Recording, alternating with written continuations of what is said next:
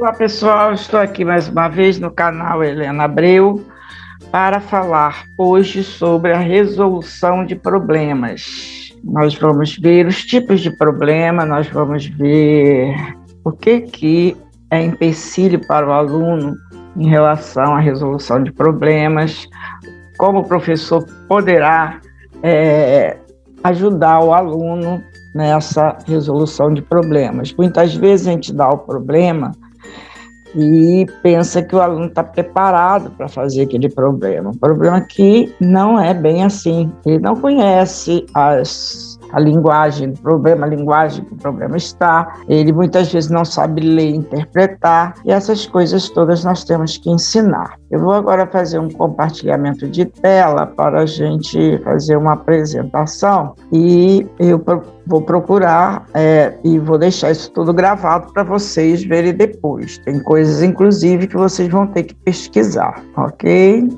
Vamos lá.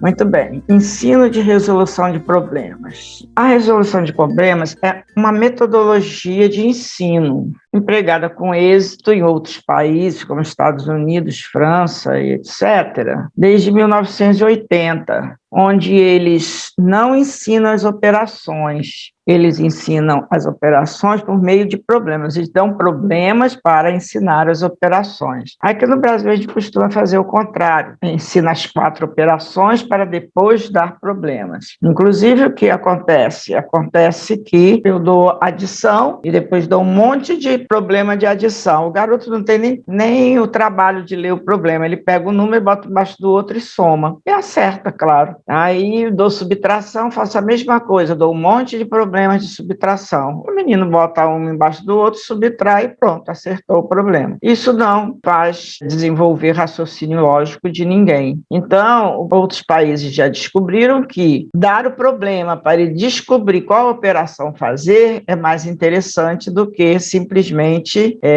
resolver o problema das operações. Devido à evolução tecnológica, devido aos computadores, devido ao aparecimento do Google, etc., e outros meios de comunicação, ele deverá permitir o aluno questionar. Você, professor, deverá permitir o aluno questionar, criar suas próprias ideias sobre o assunto e pesquisar na internet outras fontes. Ele deve fazer tudo isso, porque hoje em dia não tem como nós corrermos das redes sociais. Ele vai estar com o telefone na mão, todos eles, e você vai ter que usar através dessas redes sociais, usar como uma ferramenta para te ajudar na resolução de problemas. A sua posição, professor, será de mediador, só, sabe, com o objetivo de alcançar o resultado final. Você é essencial nessa resolução de problemas. Uma forma que você se sinta,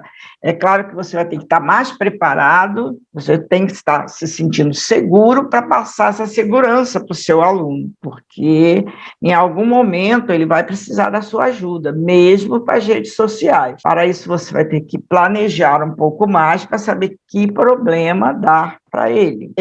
Você, professor, deverá se conscientizar de que não é mais o dono do saber, que não detém todo o conhecimento a ser transmitido, visto que as redes sociais estão aí, o papai Google, né, que sabe tudo, ele provavelmente saiba mais do que nós, né, professores. Então, você tem que levar o aluno a pensar junto com você, mas você tem que estar preparado para aquele problema que você está passando. Por isso digo, faça o planejamento antes. O professor deverá estar ciente de que ensinando estará constantemente em processo de aprendizagem, descobrindo novos conceitos e aprendendo no dia a dia a orientar com mais eficácia o seu aluno. Além de ser mediador nas discussões de grupo, você deve interferir na hora certa, não dando a solução, mas sim dicas que ajudem o aluno a resolver o problema em pauta. A Base Nacional Comum Curricular, o BNCC, que prega a educação para todos, seguindo os organismos internacionais da Unesco e Unicef e outros, aponta que um dos grandes objetivos das reformas educacionais deverá ser a de promover nos alunos a capacidade de aprender a aprender. É o que nós não damos hoje. Nós hoje estamos fazendo o aluno a decorar. A gente dá um exercício no quadro e dá vários iguais, como, por exemplo, no problema, que você dá um problema de adição, dá 10, um atrás do outro, de adição, adição, adição. Na hora que você mistura todos, vem aquela grande frase, é de mais, é de menos, é de vezes, é de dividir. Então, se o aluno desenvolver a capacidade de aprender a aprender, ele terá habilidade para resolver problemas abertos, ou seja, aqueles que não dispõem de um caminho rápido para a solução. Aquele que o aluno terá que se deparar ao longo da vida cotidiana. Então, nós não vamos resolver problemas... Ah, sim, você deveria dizer os problemas do livro didático. Vamos ver mais à frente. Os problemas do livro didático, eles não são considerados problemas do cotidiano. Problemas do cotidiano são aqueles em que você ajuda o aluno, por exemplo, a diminuir a conta de luz da casa dele. Esse é um exemplo, mais à frente eu vou dar outro. Quando falamos em resolver problemas em matemática, encontramos diversas interpretações para tal termo. Vejamos algumas. Problemas que aparecem nos livros didáticos. Problemas estratégicos, quebra-cabeça, jogos de estratégia. Problemas que fazem parte do mundo real, ou seja, problemas verdadeiros. São esses problemas verdadeiros que eu venho aqui falar, ou seja, é o de economizar a energia elétrica. Basta você ir no fornecedor de energia da sua região e pedir um panfleto, que eles têm um panfleto com uma tabela, dizendo quanto o chuveiro gasta por minuto, dizendo quanto que a geladeira gasta por minuto, fechada e de porta aberta, quanto que o micro-ondas gasta, quanto que o ventilador gasta, quanto que o ar-condicionado gasta. Eles têm uma tabelinha já pronta. Você pega vários, leva para a sua escola, distribui para o seu aluno e lá você vai mostrar para ele como que ele gasta tanto de energia ao ficar, por exemplo, 15 minutos debaixo de um chuveiro. Então, esses são os problemas verdadeiros. Um outro problema verdadeiro é torneira pingando. Ver quantos pingos uma torneira dá por minuto, por segundo. E você pode saber quantos litros d'água você gasta com aquela torneira por dia e até por mês. Isso é um problema verdadeiro. Ir no supermercado e ver o que é mais vantajoso, comprar 2 potes de margarina de 250 gramas ou comprar um pote de margarina de 500 gramas. O que é mais vantajoso para você financeiramente, para a sua família, para a família da criança? O que é mais vantajoso? O sabão em pó, por exemplo, eles normalmente colocam lá uma promoção de sabão em pó que você compra meio quilo, leva 700 gramas. Será que isso é verdade? Faz as contas, vê o de 1 quilo, vê de 1 quilo, o que está acontecendo com o de 1 quilo. Ao invés de você levar 700 gramas, de repente levar 1 quilo é mais vantajoso. E o biscoito. Você olha o biscoito, agora está tudo diminuindo. Antigamente vinham, vamos supor, 30 biscoitos, 20 biscoitos num pacote. Hoje você olha o pacote não é mais de 500 gramas, é de 400. Tudo isso o menino tem que ficar atento e ver o que é mais vantajoso. Eles têm o pacote de 400 e tem o pacote de 500. Tem de leite também, o leite também é assim. Tem de 400 gramas e de 500. O que é mais vantajoso você levar? Esses são os problemas, né? Verdadeiros, problemas não reais, aqueles que inventamos e que não fazem parte da nossa vida cotidiana. A gente inventa problemas, por exemplo, vou inventar um aqui. João tem 10 bolas de gude, ganhou mais 30 bolas, João ficou contente, porque você já disse até a operação que o João vai fazer, que é mais, ganhou mais 30. Então, esse não é um tipo de problema real, ele é não real. Problemas de desafios, passatempos, etc. Vocês já pararam para se perguntar, na verdade, o que é um problema? Isso aí seria a primeira coisa que a gente deveria estar falando para o aluno na sala de aula, ao invés de dar resolução de problema. Ele sabe o que é um problema? Ele sabe o que é resolver um problema? Então, primeiro a gente tem que fazer isso com o aluno. Em primeiro lugar, vamos designar por problema toda situação na qual o indivíduo não tem garantia de obter a solução com o uso de um único algoritmo. Devemos combinar todo o nosso conhecimento, que deve ser combinado de maneira que surja uma nova percepção para resolver a questão proposta. Deste modo, os problemas que estão nos livros didáticos não podem ser considerados problemas de fato. Em outras palavras, problema é uma situação não estruturada, ou seja, não organizada, mas que depois de organizada e relacionada, as partes e o todo, conseguimos compreender a situação, sentimos segurança e somos capazes de resolver e dar uma solução real. Em segundo lugar, um problema só pode ser considerado como resolvido depois de uma conscientização do processo de resolução e uma discussão detalhada de possíveis generalizações e aplicações desses resultados. Então, isto é um problema. Aí você deve dizer, mas lá atrás você falou que o problema do livro didático não é um problema. O problema do livro didático, ele é uma fixação de conteúdo. É uma fixação de conteúdo. Ele pode se tornar um problema em alguns casos, mas a maioria dos problemas do livro didático são fixação de conteúdo. Você dá, por exemplo, frações e dá problemas de frações. Então, você está fixando o problema, o conteúdo de frações, a adição de frações, subtração, o que é 2/3 de alguma coisa. Então, você está fixando um conteúdo. A gente diz que o problema é uma situação, né, em que você tem que estruturar primeiro. Ali ele já sabe o que ele vai fazer. Se você está dando frações, você vai trabalhar com frações. Se você está dando adição, vai trabalhar com adição. Baseado no exposto e até agora, surge uma pergunta: para que servem os problemas?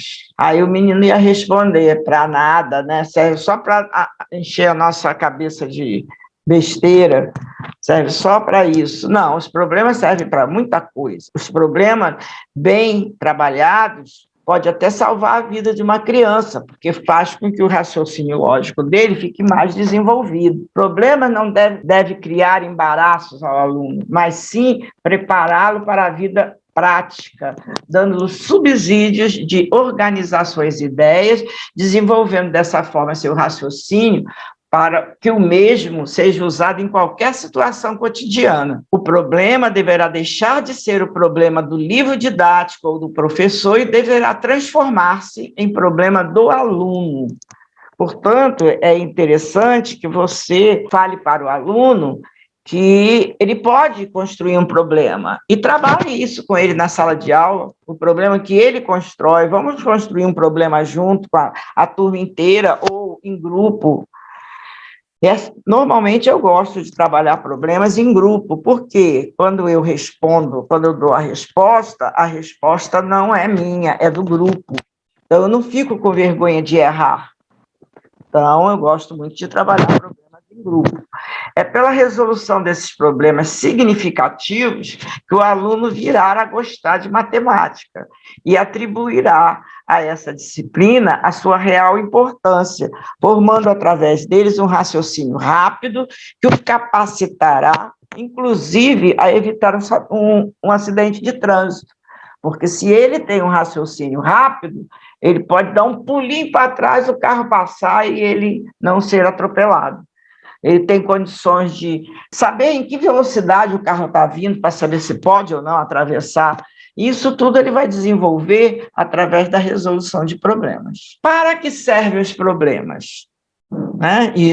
Essas perguntas que eu estou fazendo a vocês deverão ser feitas aos alunos e deverão ser respondidas. Os problemas servem principalmente para ilustrar conceitos e processos de resolução, facilitar em como proceder em algumas situações, realizar revisões de noções estudadas, formar hábitos e habilidades, preparar para a vida prática, estruturar ideias, organizar o pensamento lógico, aflorar a criatividade e a potencialidade da criança. Ele começa a se sentir sentir que ele é forte, que ele sabe fazer aquilo. Mas, para isso, não adianta eu chegar no quadro e dar uma lista de 10 problemas, porque vai ficar sem sentido nenhum. A gente tem que dar um problema e esgotar tudo que a gente tiver que fazer naquele problema, inclusive até chegar a testar se o resultado realmente condiz, né, com o pedido do problema. Gostaríamos de lembrar que a resolução de problemas não tem como meta apenas um desses objetivos, e sim a junção de todos eles e outros tipos de problema. Segundo Charles, 1997, os problemas se classificam.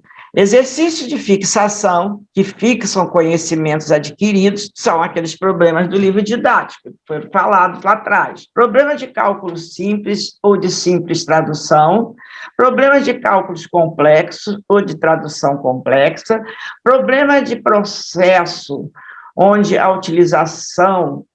se utilizam estratégias heurísticas, problemas de desafio, ou seja, quebra-cabeça, puzzles, jogos em geral, etc.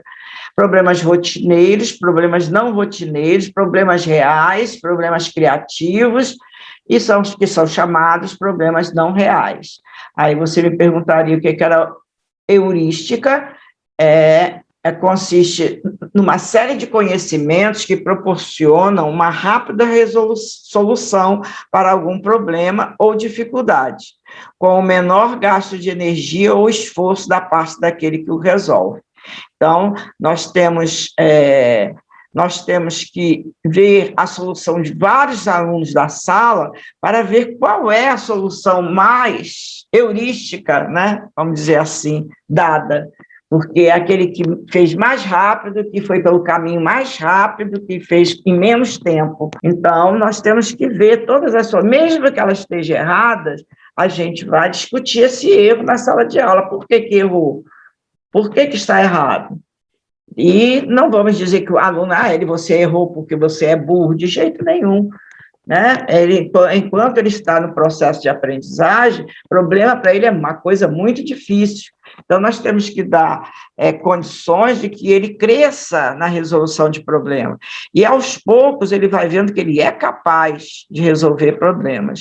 Poderia definir o que é cada tipo de problema, mas eu confio em você, professor, que você vai fazer essa pesquisa, inclusive pode fazer junto com os alunos, né? O que é problemas de rotineiros, o que é problemas não rotineiros, né?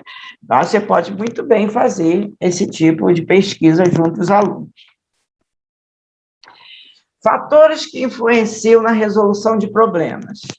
O assunto do enunciado do problema deverá ser de acordo com a experiência social do aluno. Fatores que influenciam na resolução de problemas. O assunto do enunciado do problema deverá ser de acordo com a experiência social do aluno.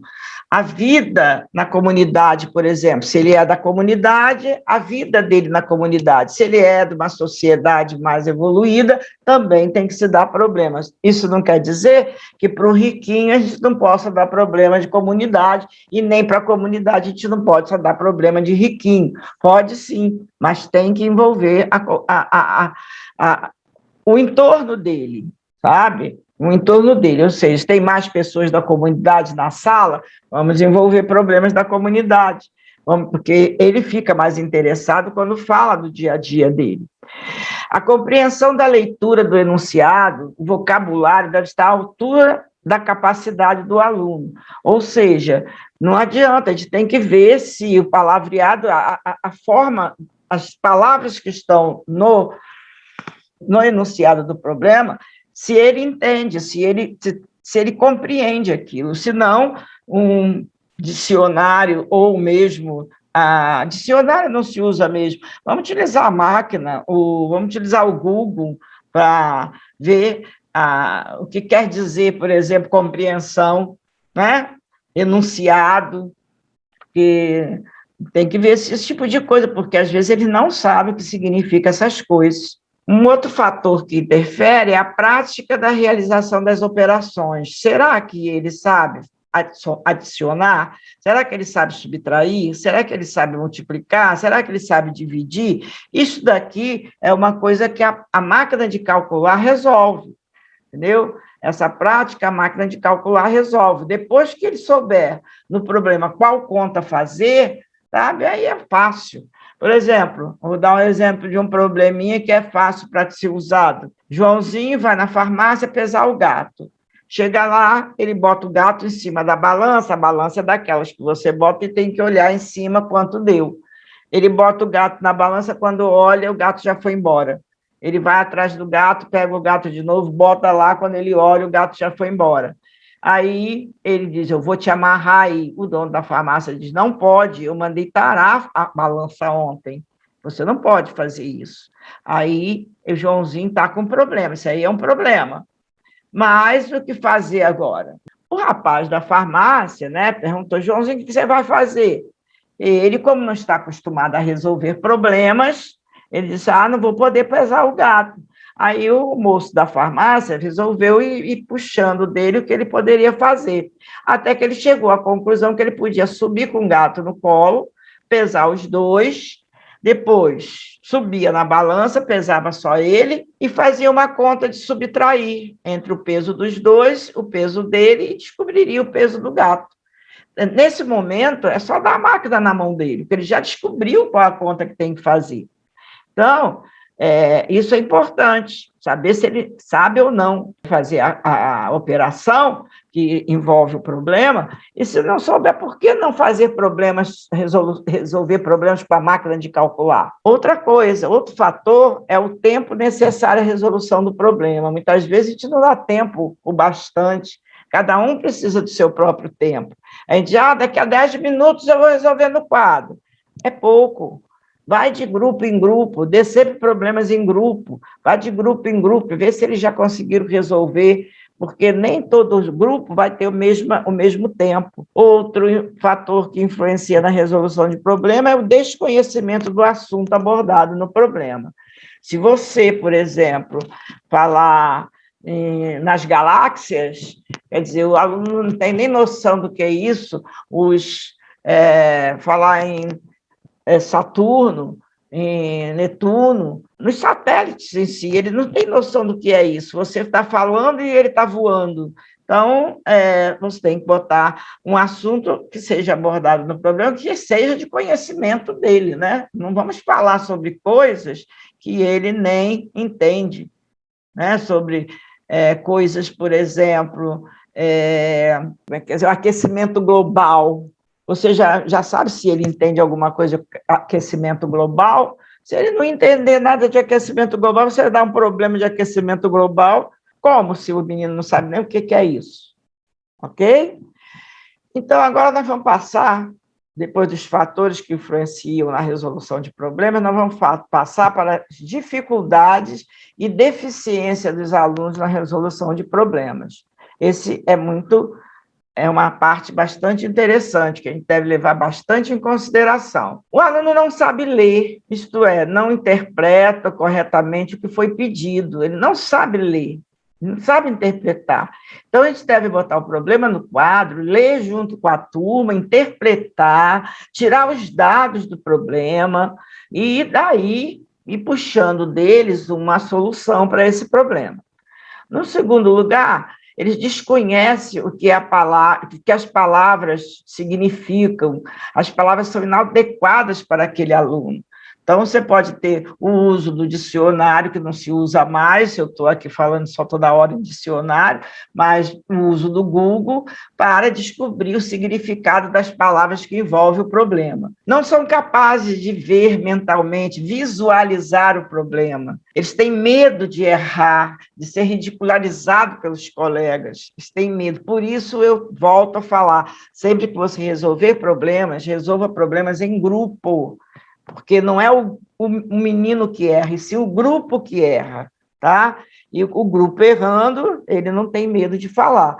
Agora, o menino sozinho, ele tem medo de ser ridicularizado, porque ele acha que é tão fácil, só ele que é o burro, que é ele que não sabe. Na verdade, a ver que a turma inteira não sabe.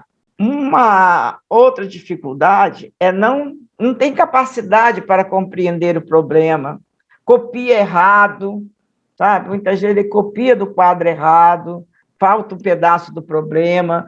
Então, a dificuldade de cálculo que envolve aquele problema, às vezes não sabe dividir. Cadê a máquina para colocar na mão dele? Entendeu? Às vezes o problema é de dividir, tem que dividir, ele não sabe dividir. Uma outra dificuldade, não tem habilidade de raciocinar, falta de interesse pelo problema apresentado. Ah, para que eu sei? Para que isso serve para mim? Quer dizer, é você dar um problema muito fora da realidade dele. Por exemplo, gastei daqui a São Paulo 7 horas andando 700 quilômetros. Pô, daí não tem noção do que é 1 quilômetro. Você vai falar que gastou não sei quantas horas daqui a São Paulo. São Paulo, para ele não sabe nem para que lado fica. Então, é um problema que ele não tem interesse. Por quê? Fala que foi num lugarejo perto da casa dele. Eu não vou falar aqui, porque cada um do seu local, faz um problema. Gastei daqui até a sua casa, sei lá, que seja mais real para ele, que seja mais perto dele. Uma outra dificuldade, não tem habilidade de raciocinar, falta de interesse pelo problema apresentado, isso já foi falado lá em cima. Então, não tem capacidade ele não tem raciocínio, a gente tem que criar isso na criança. O raciocínio tem que ser criado na criança, entendeu? São incapazes de escolher os processos de resolução que serão utilizados. Então, você tem que estar direcionando, você é a pessoa mediadora, você vai puxando dele cada coisa, cada palavra que está no problema, vai puxando dele o que ele pode fazer, o que não pode fazer. E o não uso da calculadora. O não uso da calculadora é outra coisa que torna difícil para o aluno. Bem, vamos ver agora algumas estratégias para facilitar ao aluno a interpretação do enunciado de um problema. Fazer uma lista, tabela ou quadro para organizar os dados do enunciado. Procurar no enunciado palavras e frases-chave no nível do aluno. Escrever informações relevantes à solução. Fazer, se for o caso, desenhos ou gráficos. E até mesmo dramatizar, sabe, lá para frente, fazer um teatro daquele problema, a situação apresentada. Procurar um padrão, regularidade, generalizações, procurar fórmulas para resolver esse problema.